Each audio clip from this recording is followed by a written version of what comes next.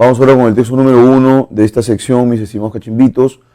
Los peruanos son ahora víctimas, dice acá, de la delincuencia incluso en los lugares donde antes se sentían protegidos. Por lo que la percepción de inseguridad ciudadana aumenta cada día. En los 3 primeros meses del presente año, por ejemplo, los pasajeros de un bus del Metropolitano, los usuarios de una estación del Metro de Lima y los clientes de una agencia del Banco de Crédito del Perú vivieron esta realidad en carne propia cuando dichas instalaciones fueron tomadas por asaltantes armados que en minutos lograron su objetivo: despojar de sus cosas y dinero a las víctimas.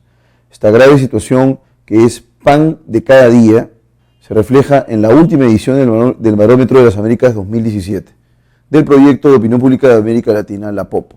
Según esta investigación, entonces, segundo párrafo, iniciamos el segundo párrafo, el Perú se ubica en el segundo lugar del ranking de los países con la tasa más alta de víctimas de la delincuencia, superando solo a Venezuela.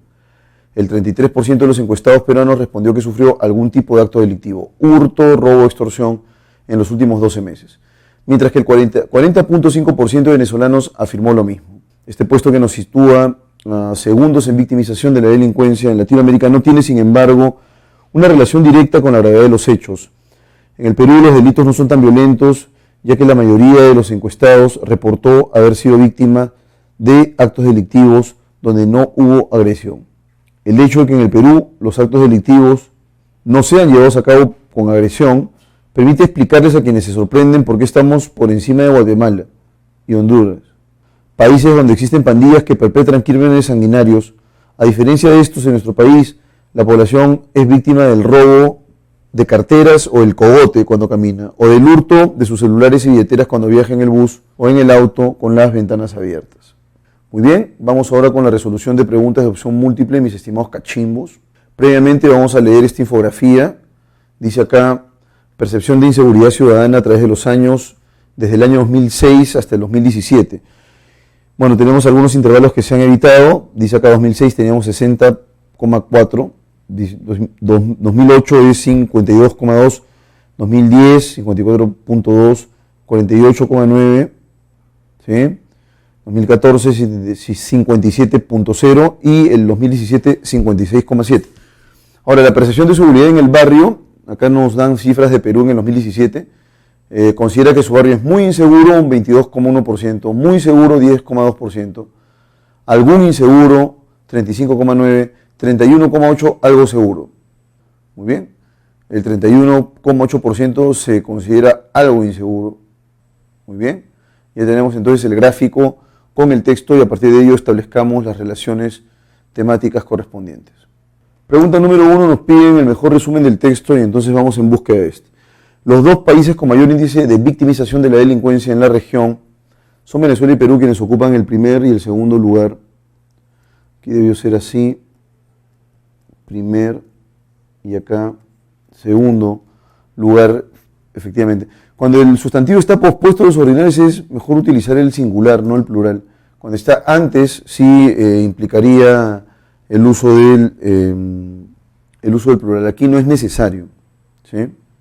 Entonces, este es en realidad un dato concreto, pero no es la clave correcta porque no tiene la idea principal, ¿no? La victimización de la delincuencia en el Perú, pese a ser frecuente y generalizada, está caracterizada por carecer de actos de violencia extrema y exacerbada. Nos están indicando aquí que, por ejemplo, es por ahí la estafa, que tiene un porcentaje bastante alto, entre otras. Al parecer no tenemos cifras que develen que la actividad delictiva es, digamos, peligrosa o incurre en actos de agresividad, ¿no? De agresión. Dice acá: el hecho de que en el Perú los actos delictivos no sean llevados a cabo con agresión permite explicarles a quienes se sorprenden por qué estamos por encima de Guatemala y Honduras, países donde existen pandillas que perpetran crímenes sanguinarios. A diferencia de esto, en nuestro país la población es víctima del robo de carteras o del cogoteo. Entonces él está estableciendo un deslinde, ¿no? La clave correcta, por consiguiente, es la alternativa B, ¿no? La victimización de la delincuencia en el Perú, pese a ser frecuente y generalizada, está caracterizada por carecer de actos de violencia extrema y exacerbada. Seguimos con la pregunta número 2. De acuerdo con el gráfico, percepción de seguridad en el barrio, es incompatible afirmar que las personas se sienten a salvo de sufrir algún atraco una vez que llegan a los lugares de residencia, porque en cualquier lugar les pueden robar, ¿no? Y eso es lo que ha aumentado.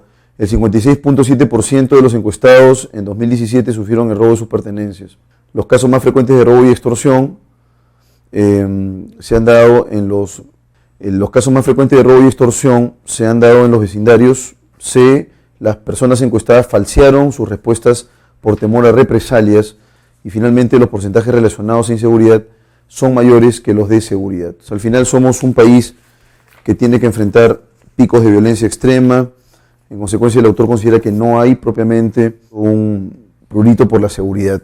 Entonces, de acuerdo con este gráfico percepción de seguridad en el barrio, nos piden lo que es incompatible. La pregunta es ¿cuál es la clave? ¿Cuál es la clave correcta entonces?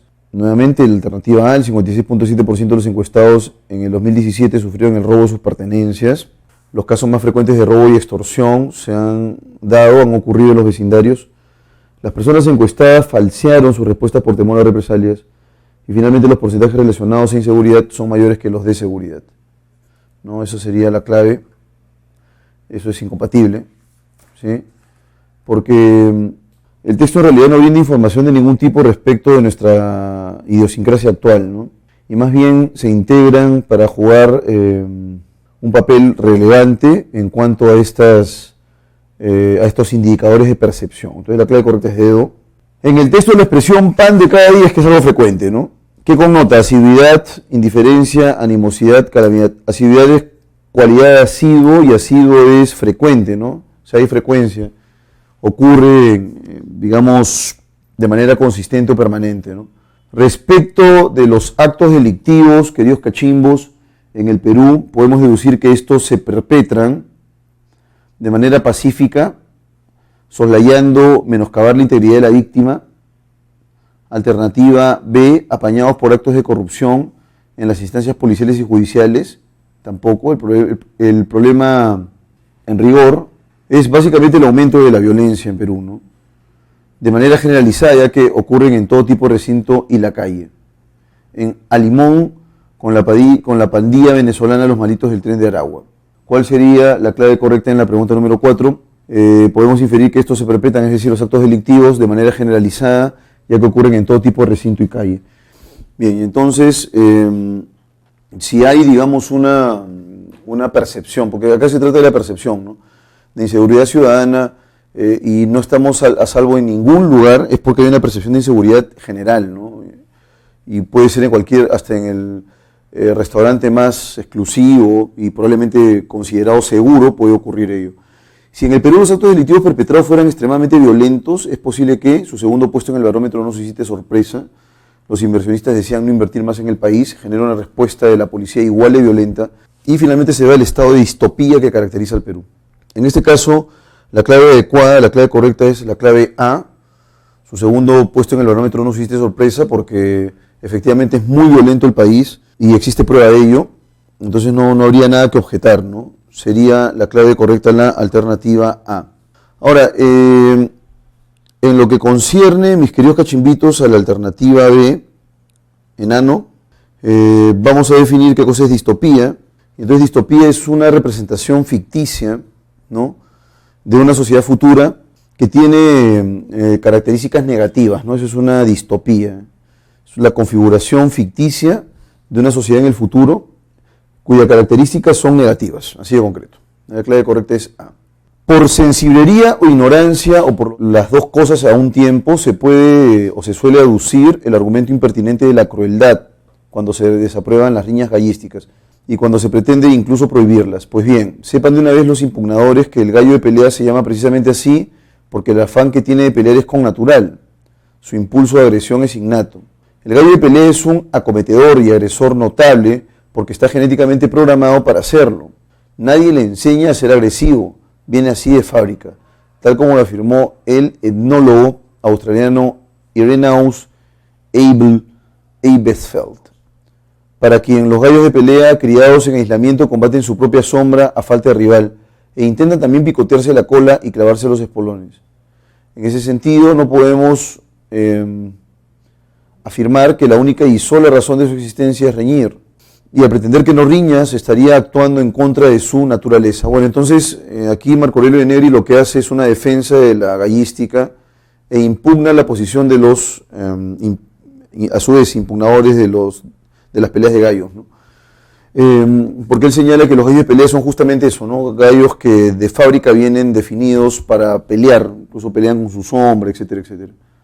Dice luego, la domesticación ha conseguido modificar los instintos prístinos, o sea, primitivos, primeros de un grupo de animales, hasta lograr someterlos a la voluntad del hombre. Así, los animales a nuestros servicios, como el gallo de pelea, ha perdido su agresividad selvática y defensa natural, y han adquirido nuevas formas de comportamiento muy en armonía con la unidad, o con la utilidad, y beneficio que presta en torno a la vida cultural. De esta manera, el gallo de pelea ha perdido espontaneidad en su conducta. Asimismo, no siempre la domesticación ha pretendido amansar el carácter de los animales, suprimir sus instintos específicos de lucha y defensa, sino que cuando estos han servido para entretener y divertir, como es el caso de la pelea de gallos, dichos instintos no solo han sido trastocados, sino espoleados, empujando a esas pobres aves a batirse en duelo hasta la muerte no por una gallina, lo que supondría la preservación de la especie, sino para regodear a los hombres con tan execrable espectáculo lleno de terror y sangre, donde acuden incluso familias enteras, ¿no? Lo que vemos aquí en este texto de Sanz es básicamente todo lo contrario, ¿no? Una impugnación, una refutación para quienes están de acuerdo con la domesticación de gallos de pelea y en rigor con las peleas de gallo, ¿no? Es lo que se está cuestionando aquí. Vamos entonces con la primera pregunta de este texto. Primera pregunta, de modo medular, el texto se debate en torno a, ¿no? ¿Cuál sería la clave correcta de la gallística como expresión cultural? Eso es lo que se está discutiendo.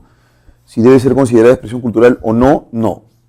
La agresividad innata de los animales, esto es demasiado genérico, son los gallos de pelea en rigor. La agresividad de los gallos de pelea se está discutiendo, si la agresividad es buena o mala, tampoco. La única clave por consiguiente que nos queda es la de la justificación de prohibir la gallística, ¿no? El autor del texto A está en contra de ello, el autor del texto B considera que es menester prohibir esta fiesta de gallos en los cuales se dan despolones, ¿no? ¿Cuál significaría para ustedes, o qué significaría, cuáles de las alternativas contendría una definición adecuada en un sinónimo en concreto de la palabra prístino, que es primero primitivo?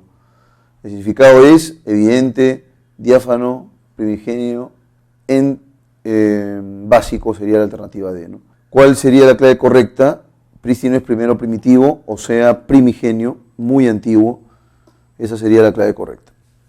Diáfano es claro, transparente, no se olviden, por favor. Claro, transparente, el caso de diáfano. Pregunta número 3. Sobre la domesticación del gallo de pelea, ¿es compatible afirmar que ha servido para que el hombre pueda contar con actividades que le resulten beneficiosas? Porque te piden lo que es compatible, ¿no? Presta servicios en torno a la vida cultural.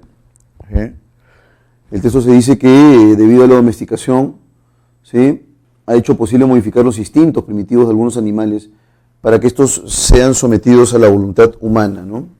La clave correcta en consecuencia es la A, ¿no? Presta beneficios en torno a la vida cultural. Alternativa B guarda relación con los avances científicos, no tiene nada que ver. El hombre ha tenido un interés crematístico, es decir, económico. Eso por favor coloquen aquí. Económico. Y finalmente ha podido crear toda una industria rentable. Esa no es la clave. Seguimos con las preguntas. De la agresividad, dice aquí, de fábrica, es decir, que el gallo ya nace agresivo, no es que le enseñes a ser agresivo. Del gallo de pelea que alude de Negri podemos deducir que se sustenta en los trabajos de un connotado especialista del tema, es refrendado por quienes niegan la agresividad innata de los gallos, permite comprender los desafíos de la domesticación de animales, su punto de vista carece de asidero ya que incurre en una falacia. A. Se sustenta en los trabajos de un connotado especialista del tema. Alternativa B. Es refrendado por quienes niegan la agresividad innata de los gallos. Permite comprender los desafíos de la domesticación de animales en C, y en D, su punto de vista carece de asidero, ya que incurre en una falacia. Y acá en realidad Marco Aurelio dice lo siguiente, ¿no? Quiero que ustedes entiendan lo que dice él. Nadie le enseña a ser agresivo, viene así de fábrica, tal como lo afirmó el etnólogo austríaco Irenaeus Elby Eibesfeld, ¿no? Bien, profesor. Y entonces, ¿usted considera que esa es una clave o es la clave correcta porque la persona está cometiendo una falacia? La pregunta es, ¿qué tipo de falacia está cometiendo la persona, ¿no? Bueno, en principio tendríamos que definir qué cosa es un etnólogo y a partir de ahí ver si el etnólogo es el que se encarga del cuidado o la crianza o tiene algún conocimiento de las aves, ¿no? Si vas al diccionario de la academia, va a decir especialista en enología. ¿Qué es la enología? La ciencia que estudia comparativamente los orígenes y expresiones de la cultura de los pueblos a partir de los datos proporcionados por la etnografía. Entonces, la clave correcta es D, ¿no? Si es un etnólogo, tiene que ver con cuestiones etnográficas. Y la pregunta es, ¿qué podría decirnos él sobre los gallos, ¿no? Y la cuestión genética en ellos? Nada, porque no es una voz autorizada, es una falacia. Si la domesticación hubiese amansado el carácter de los gallos de pelea y suprimido sus instintos específicos de lucha y defensa, entonces la gallística resultaría una actividad intrascendente, la pelea de gallos sería una actividad impracticable, los criadores de aves perderían interés en el negocio, los gallos de pelea ya estarían en peligro de extinción. La clave correcta aquí es la alternativa B. La pelea de gallos sería una actividad impracticable. Bien, jóvenes cachimbitos, abordemos de inmediato el texto 3. El texto 3, y dice así, vamos aproximándonos ya al final de la sección B. Y entonces dice lo siguiente: alguna vez Abraham Lincoln expresó la siguiente sentencia: se puede engañar a todos algún tiempo, se puede engañar a algunos todo el tiempo, pero no se puede engañar a todos todo el tiempo. Hoy, cuando la posverdad surge con fuerza, esta idea cobra vigencia. La posverdad es el uso sistemático de ideas fuerza que manipulan y tergiversan la realidad para deslegitimar a un rival o posición contraria. Es decir, se recurre al uso de frases comunes que carecen de sustento y buscan desacreditar a un oponente, sin entrar al debate de fondo, sin contrastar evidencia. Un ejemplo es el mito de las 300.000 esterilizaciones forzadas entre 1996 y el 2000, durante el gobierno de Alberto Fujimori, cuya creación responde a una alianza connatural entre la izquierda y el sector conservador de la derecha. Responde a una alianza, lo voy a enfatizar porque es importante esa idea, a una alianza connatural entre la izquierda y el sector conservador de la derecha, quienes nos hicieron creer que en el Perú se implementó una política pública de esterilización forzada con 300.000 víctimas, cuando en realidad solo se trató, según el informe defensorial del 6-9, de 61 esterilizaciones sin consentimiento entre 1994 y el 2002.